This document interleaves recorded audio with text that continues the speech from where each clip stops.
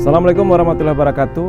Masyarakat Aceh yang saya cintai, kita patut bersyukur karena hari ini eskalasi COVID-19 di daerah Aceh mulai terlihat menurun.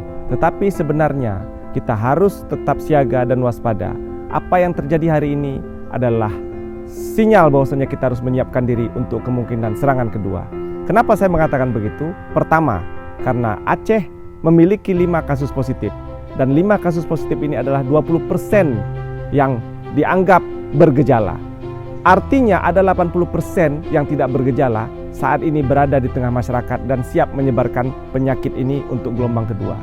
Yang kedua, negara Indonesia saat ini sedang diserang oleh virus ini dengan eskalasi yang lumayan berat. Provinsi Sumatera Utara, Kota Medan, tetangga kita, saudara kita, menjadi salah satu epicentrum di Sumatera. Dan batas antara Medan, Aceh adalah sangat dekat. Saya memperkirakan dalam satu hari minimal 600-700 orang akan masuk dari Medan atau datang ke Medan dari Aceh karena memang perbatasan kita sangat dekat. Ini merupakan ancaman yang menjadi potensial serangan kedua bagi Aceh.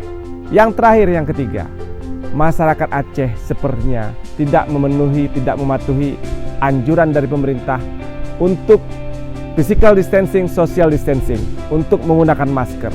Sehingga saya khawatir kalau kondisi ini kita tidak jaga, kita tidak patuhi, bukan mustahil dalam bulan Ramadan nanti kasus COVID-19 merebak di Aceh dan ibadah di bulan Ramadan kita menjadi terganggu karena kita tidak waspada, kita tidak siaga.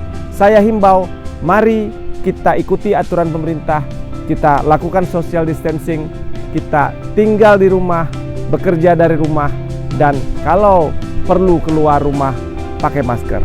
Terima kasih. Assalamualaikum warahmatullahi wabarakatuh.